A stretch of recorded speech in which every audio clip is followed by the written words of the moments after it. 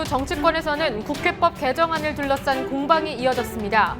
헌법학자 출신인 정종섭 행정자치부 장관이 국회법 개정안의 합헌 근거를 기술한 것으로 확인되면서 대정부 질문의 핵심 의제로 떠올랐습니다. 정의당 당대표 후보자들이 첫 토론회를 가졌습니다. 이번 선거가 진보 재편에 영향을 미칠 것이라는 분석이 지배적이지만 후보자들은 정작 말을 아꼈습니다. 활동 종료를 앞둔 최저임금위원회가 합의점을 찾지 못하고 있습니다. 채용 공고에 최저임금과 더불어 최저 월급도 병기해야 한다는 공익위원 측의 제안에 사용자 대표 위원들이 거세게 반발하고 있습니다. 언론 시민단체들이 오늘 공영언론 이사추천위원회를 발족했습니다. 친정부 인사로 구성된 이사회 구성과 사장 선임을 저지하고 공영방송을 정상화하겠다는 방침입니다.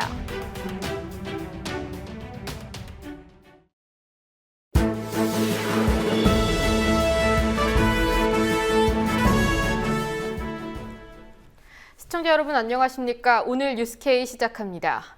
첫 소식입니다. 국회가 입법 취지에 어긋난 정부 시행령을 수정하거나 변경하라고 요청할 수 있는 것인가? 오늘 국회 대정부 질문에서의 핵심 의제는 바로 국회법 개정안이었습니다. 국회법 개정안에 대한 청와대의 거부권 행사가 사실상 기정사실화됐다는 분석이 제기됐는데요. 새누리당은 명확한 입장을 밝히지 않고 있습니다. 정치권 취재하고 있는 김종훈 기자 연결하겠습니다. 김종훈 기자. 네, 김종훈입니다. 예, 오늘 정치 분야 대정부 질문이 있었죠. 국회법 개정안을 놓고 박 대통령이 거부권을 행사하는 게 맞냐, 맞지 않은 것이냐 논란이 있었다고요. 네, 그렇습니다. 황교안 국무총리가 국회 대정부 질문에 나와서 입장을 밝혔는데 황교안 총리는 박근혜 대통령의 거부권 행사에 대해 대체로 말을 아끼면서도 대통령의 고유 권한임을 강조했습니다. 총리의 소신은 무엇입니까? 법률가의 관점에서는 지금 삼권 분립의 원칙에 부합하는 것이냐, 이를테면 국회의 상임위원회에서 수정 요구를 하도록 이렇게 되어 있는 부분 등에 대해서 면밀한 검토가 필요하다, 그런 생각을 갖고 있습니다. 네, 황교안 총리의 말을 종합하면 거부권 행사에 대한 직접적인 의견 피력은 피했지만 대체적으로 박근혜 대통령의 뜻에 따를 것임을 알 수 있습니다.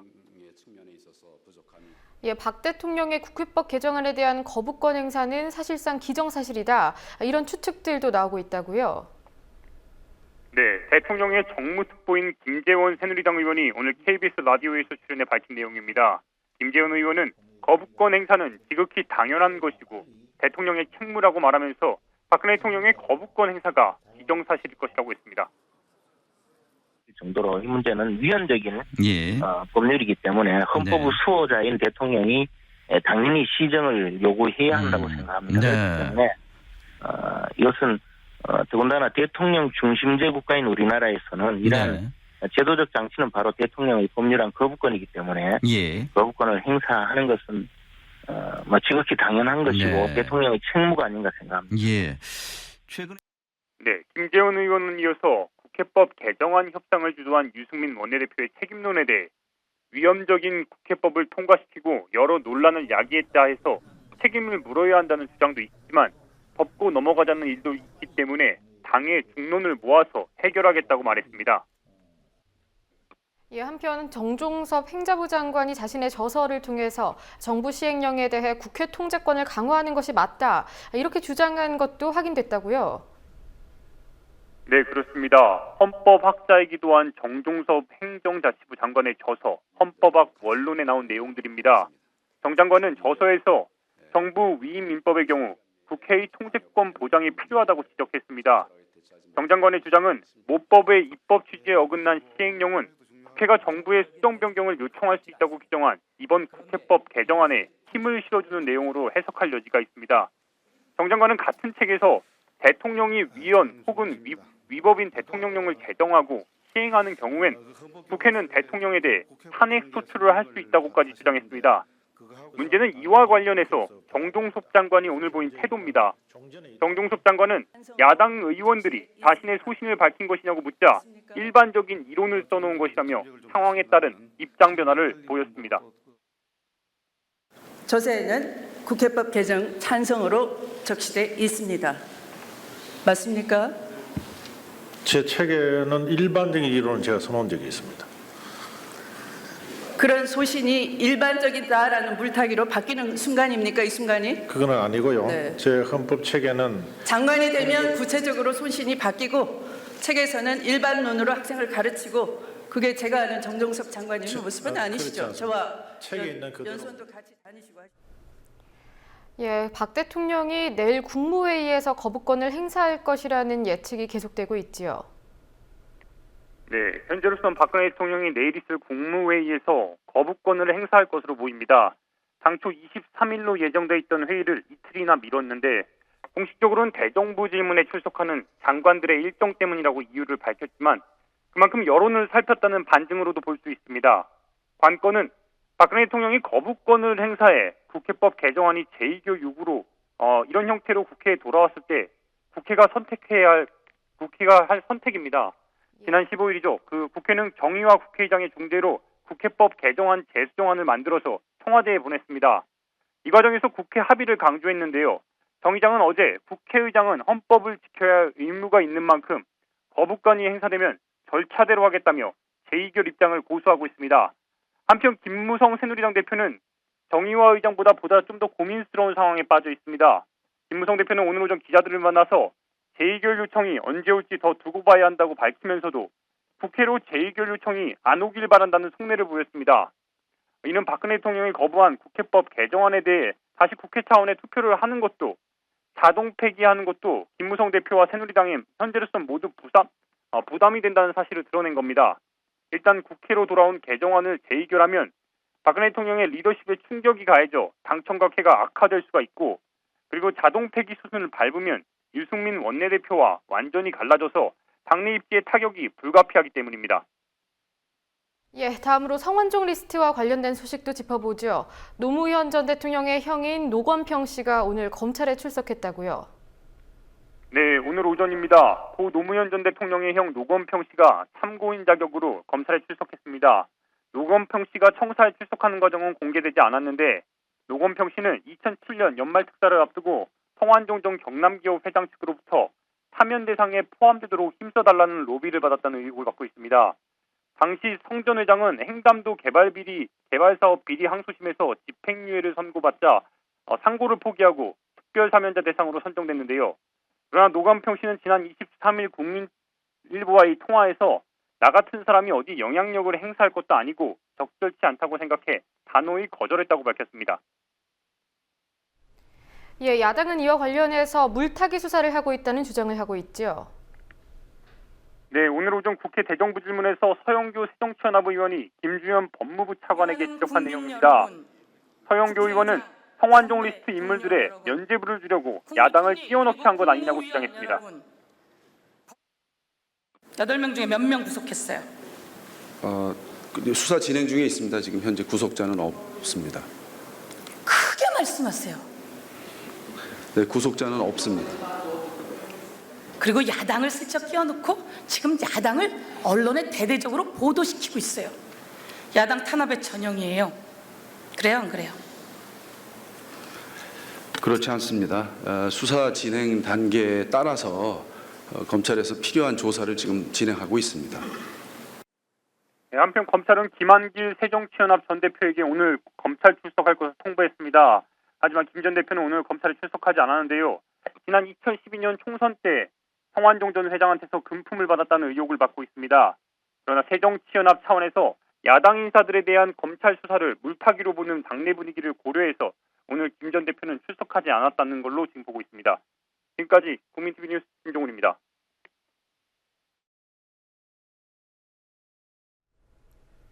정의당 당대표 후보자들이 오늘 첫 토론회를 가졌습니다. 진보 재편과 관련해 원론적 답변을 내놓은 후보자들은 의석수와 연계될 수밖에 없는 선거법 개정과 관련해서는 격론을 벌였습니다. 안은필 기자가 보도합니다.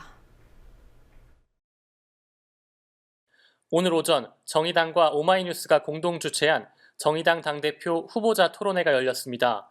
진보 재편 논의가 진행되는 가운데 진보 진영 내 가장 큰 지분을 차지하고 있는 정의당의 당대표 선거에 이목이 쏠리고 있습니다. 하지만 진보 재편 문제를 두고 후보 간 격론이 벌어질 것이란 기대와 달리 후보자들은 원론적 방향을 제시하는 데 그쳤습니다. 진보 재편 문제에 대한 논의가 본격화되면 선거에 불리하게 작용할 수도 있기 때문이라는 분석이 나옵니다. 진보 진영 개편은 당 대표가 누가 되냐에 따라 달라지는 것보다 어쨌든 진보당 내 당원들이 움직여야 되는데 진보당 내 당원들이 조금 골수들도 많고 독점 노선 쪽으로 움직이는 분들이 많기 때문에 다 합치자 이런 걸 반대한 측면도 있거든요. 그러니까 그런 거를 공식적으로 들고 나와서 나한테 불리하다고 생각할 수 있는 거죠. 심상정 후보는 공격적 인재 영입으로 혁신연대 연합을 관철시키겠다는 주장을 펼쳤고 노회찬 후보도 선거연대를 피하진 않겠지만 구걸하지도 않겠다는 원론적 주장을 내세웠습니다. 노학래 후보도 당원들의 뜻을 묻겠다는 원칙적 발언에 그쳤습니다. 조성주 후보만 총선 전략으로서의 재편이라면 추진할 생각이 없다며 독자 노선에 대한 가능성을 언급했습니다. 오히려 핵심 화두는 선거법 개정 문제였습니다. 비례대표 의석이 많은 부분을 차지하는 정의당으로선 선거법 개정 여부에 따라 의석수에 많은 차이를 보이기 때문입니다. 토론회에선 국회의원의 수를 늘려야 한다는 심상정 후보의 주장과 의원의 수를 늘린다는 방향에는 동의하지만 현실성이 없다는 노회찬 후보의 주장이 부딪혔습니다. 지금 의원 정수는 제가 360명을 이야기한 이후에 문재인 대표가 400명을 이야기하셨고 김상곤 혁신위원장이 500명을 이야기를 하셨습니다. 가장 핵심적인 문제는 바로 그 중앙선관위원회가 제시한 정당 명부식 권역별 비례대표제를 실현하기 위해서 필수적으로 정수가 확대돼야 된다는 것이고 또 시민의 눈높이의 국회가 되기 위해서 특권을 줄이기 위해서도 정수가 늘려야 하는 것입니다. 저는 안철수 후보가 대선을 앞두고 지난 대선을 앞두고 의원 수를 갖다가 줄이겠다고 얘기한 것이나 지금 우리가 의원 수를 늘리겠다고 얘기한 것이나 공이 맹점을 갖고 있는 게 뭐냐면 이렇게 되면 모든 국민들의 시선이 의원 정수에 들어갑니다. 그게 놓이게 됐습니다. 다른 좋은 어떤 합리적인 중앙선관위의 안, 특히나 기득권을 갖다 타파하기 위한 권역별 비례대표제 이런 것들은 사라져버리고 의원 정수 늘리는 게 맞냐 줄이는 게 맞냐 이 논쟁으로 빠져들어가고 그런 점에서 저는 정수를 늘리면 안 된다는 뜻이 아니라 정수 늘리는 문제를 맨 앞에 둬서는 안 된다. 오늘 토론회에 진보 재편에 대한 구체적 언급이 없었고 후보들 모두 경선의 유불리에 따라 입장 표명에 말을 아끼고 있지만 정의당에서 앞장서지 않으면 진보 재편은 쉽지 않을 것이란 전망은 여전히 유효합니다. 국민모임과 노동당, 천정배 의원의 독자신당이 모두 제각각 한계를 지니기 때문입니다. 국민모임이나 이쪽은 사실 정동영 전 의원이 피하면서 동력을 상실해버렸잖아요. 전 의원은 그 독자신당을 만든다 그러는데 결국은 선한당으로 갈 수밖에 없거든요. 그러면은 지금 이 진보정당이라고 합칠 수가 없다고 보고 그렇다면은 노동당도 역시 원내 한 명도 없기 때문에 힘이 좀 없다고 봐야 되거든요. 그러니까 그 모든 야권 재편 진보 진영 개편에는 정의당이 키를 쥐고 있다고 봐야 돼요. 후보자들은 내일 저녁 경북에서 전국 순회 합동 유세를 이어갑니다. 정의당은 다음 달 6일부터 11일까지 닷새간 온라인과 현장 그리고 ARS 투표를 거쳐 오는 19일 지도부 선출 보고대회에서 새로운 대표를 발표합니다. 국민TV 뉴스 안은필입니다.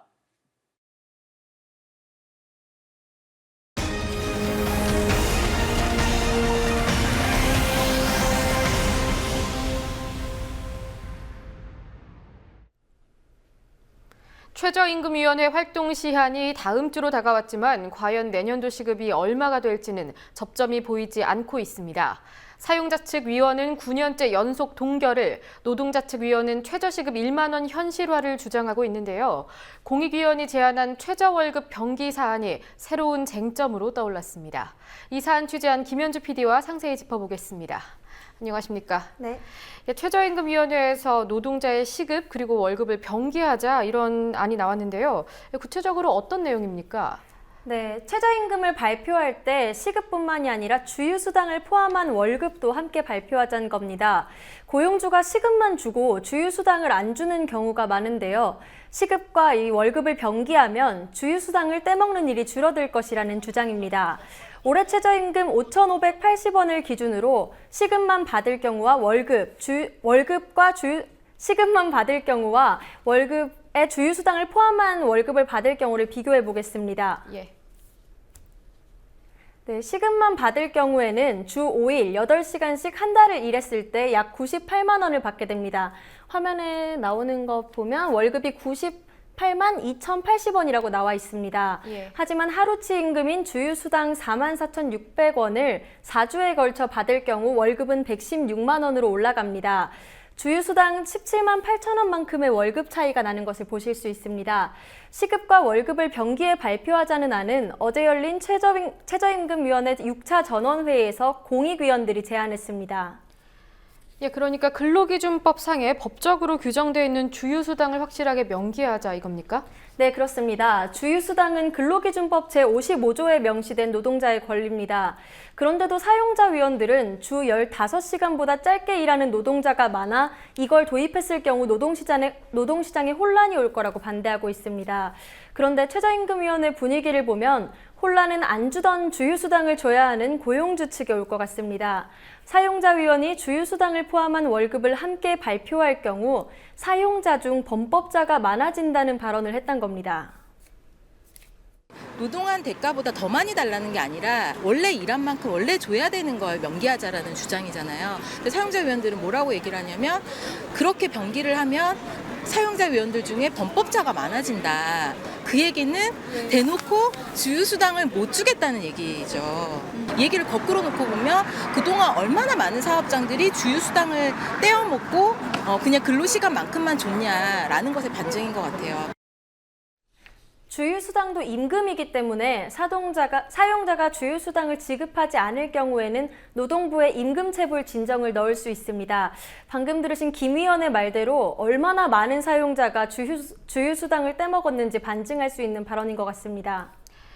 그동안 법적인 주휴수당을 주지 않았기 때문에 법적으로 규정을 하면은 나는 범법자가 된다 이 말이군요. 네, 그렇습니다. 어제 6차 전원회의에서는 병기 여부에 대해서 결론이 났습니까? 결론이 나지 않았습니다. 내일 오후에 세종시 최저임금위원회에서 열릴 7차 전원회의에서 합의를 일단 시도해 보고요. 합의가 되지 않으면 표결로 결정하게 됩니다. 그런데 표결 처리를 했을 때 과연 이게 통과될지가 중요한 것 같은데요. 최저임금위원회 구성은 어떻게 되어 있습니까?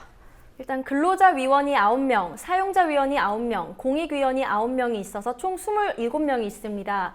안건을 표결에 붙일 경우에는 사용자위원과 근로자위원이 동수이기 때문에 공익위원들이 키를 쥐게 됩니다.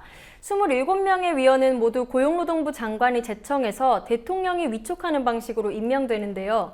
근로자위원은 노동계가, 사용자위원은 재계가 추천하는 과정을 거칩니다. 그런데 공익위원 9명만 추천 과정이 없습니다. 이렇기 때문에 정부가 공익위원을 정할 수 있어서 정부 기조와 비슷한 성향의 인사를 선정할 가능성이 높습니다. 이 때문에 양대 노총은 최저임금 결정을 주도할 공익위원이 어떻게 선정되는지 그 기준을 밝히라고 요구하고 있습니다.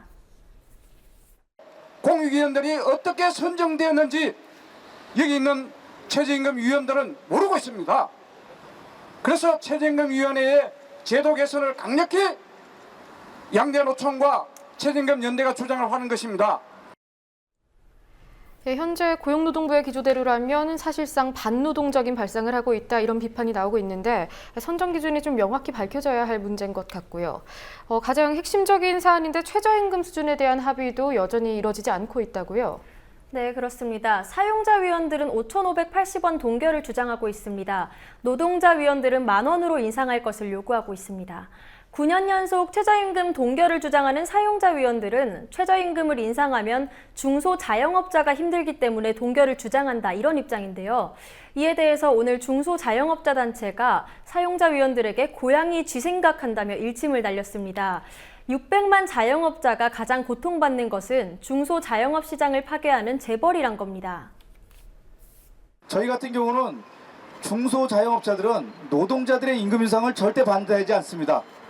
왜냐하면 노동자들은 소비자이기도 하고 전국에 있는 자영업자를 제외하면 나머지는 노동자 농민들입니다. 이들의 생존이 향상되고 생존권이 향상되고 소비 능력이 향상되는데 우리가 반대할 이유가 뭐가 있겠습니까? 오히려 재벌들이 중소자영업자들을 수탈하고 노동자들을 수탈해서 자기들의 곳간을 채움으로 인해 가지고 소비 시장 자체를 붕괴시키는 이런 현상 자체를 저희는 근본적으로 반대합니다. 인태현 회장은 진정으로 중소자영업자를 위한다면 재벌이 복합 쇼핑몰을 지어 전통시장을 파괴하려 하거나 편의점에서 매출 총액의 35%를 수수료로 떼가는 등의 행태를 중단해야 한다고 밝혔습니다. 최저임금 법정 시한은 오는 29일인데요. 사용자와 노동자위원회 인식차가 너무 커서 시한 내에 내년도 최저임금이 결정될지 미지수입니다. 예, 김현주 PD 수고하셨습니다. 네. 함께 만드는 언론 미디어 협동조합 여기는 국민TV 함께 만드는 언론 미디어 협동조합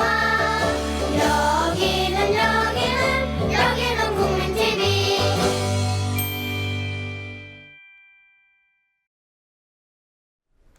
공영방송 붕괴의 중심에는 늘 친정부 인사가 장악한 이사회와 사장이 있었습니다.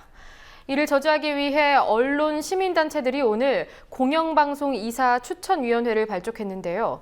오는 8월로 다가온 MBC, KBS, EBS 이사진의 임기 만료를 앞두고 시민사회가 판단한 적임자를 추천하는 동시에 사장 선임 제도를 개선하겠다고 밝혔습니다. 박다솔 기자가 보도합니다. KBS 이사회의 여당 추천 이사는 7명, 야당 추천 이사는 4명입니다. MBC 대주주인 방송문화진흥회는 여당 추천 6명, 야당 추천 3명의 이사로 구성됩니다. EBS는 여당과 야당이 각각 7명과 2명씩 이사를 추천합니다. 각 이사회들은 방송사 사장이 임명권을 쥐고 있습니다. 하지만 이사가 정치권에서 추천되는 데다 그 비중도 여당 추천이 압도적이기 때문에 정권의 편향적인 방송이 우려될 수밖에 없습니다. 지난 2012년 낙하산 사장이 편향적인 방송을 하고 있다며 벌어진 방송사들의 동시 파업에서도 이사진의 정부 편향 구성이 근본적인 문제로 지적된 바 있습니다. 언론노조, 민주언론시민연합 등 20여 개 단체들은 현재의 공영방송 이사회 선출 방식의 문제를 지적하며 공영언론이사 추천위원회를 발족했습니다. KBS 11명 중에서 7대4, 박문진 9명 중에서 6대3, EBS 9명 중에서 7대2. 그냥 정부 여당 측에서 정부 여당 추천 인사들이 맘만 먹으면 아무렇게나 할 수 있습니다. 위원회 구조이지만은 거기에서 논의가 이루어지고 민주적인 논의 절차를 거쳐서 어떤 결론을 도출하는 경우는 거의 없습니다. 그냥 실컷 문제 제기하면 문제를 어떻게 제거할까가 논의가 되는 게 아니라 다 하셨어요? 그럼 표결합시다. 이렇게 간다는 거죠. KBS, MBC, EBS 이사들은 오는 7월과 8월 임기를 만료합니다. 방송통신위원회는 6월 말 후보자 모집을 시작해 7월 말 3사 이사들을 새롭게 선임할 예정입니다. 공영언론이사 추천위원회는 이 모집에 적합한 후보를 추천하겠다는 계획을 밝혔습니다. 공영언론이사 추천위원회는 공영방송 정상화, 공정방송 회복에 앞장설 이사 후보 적임자들을 공개 모집과 시민사회 각계각층, 전문가들의 추천을 통해 선정해 방송통신위원회와 여야 정치권에 직접 추천하고 추천의 실효성을 담보하기 위해 적극 노력할 것이다. 아울러 후보자 추천에 머무르지 않고 공영방송 이사회의 활동을 면밀하게 평가하고 과제를 도출하는 작업은 물론 이사회 구성과 사장 선임 제도의 개선 또한 강력히 요구해 나갈 것이다. 이사추천위원회는 위원회 추천이사의 선출을 우선 목표로 삼고 있지만 향후 공영방송 지배구조 개선이라는 장기적 목표도 세우고 있습니다. 이 공익적 입장에서 함께 여론을 아울러 갈 수 있는 이런 중간지대들이 제대로 올곧게 세워질 수 있는 이런 방안까지 포함해서 공영방송 지배구조 개선 이런 방안도 함께 논의가 돼야 되는 거다. 그래서 결과적으로 우리의 목표는 공정방송을 하게 하는 거가 기본의 목표다. 이사추천위원회는 노동, 여성, 학계, 언론현업, 언론시민사회 등 각 분야 인사 8명으로 구성됩니다. 위원회는 오는 30일 공영방송이사회 활동평가 토론회를 시작으로 본격적인 활동에 들어갑니다. 7월 10일엔 최종 추천서를 방통위에 접수할 계획입니다. 국민TV 뉴스 박다솔입니다.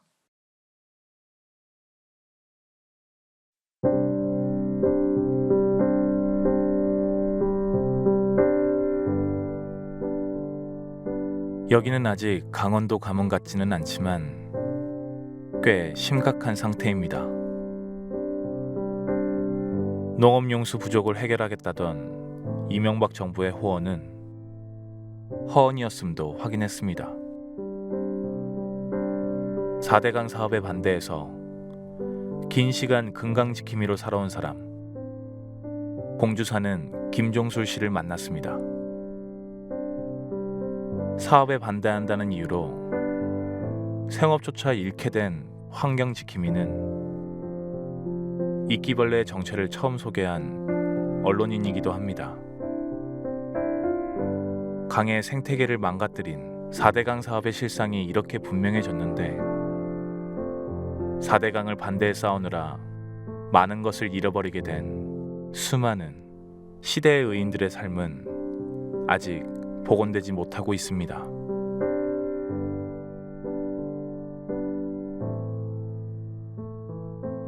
인간관계의 파탄, 사회적 낙인과 생업 희생까지 의로운 개인이 모두 감당하고 말 일일까요?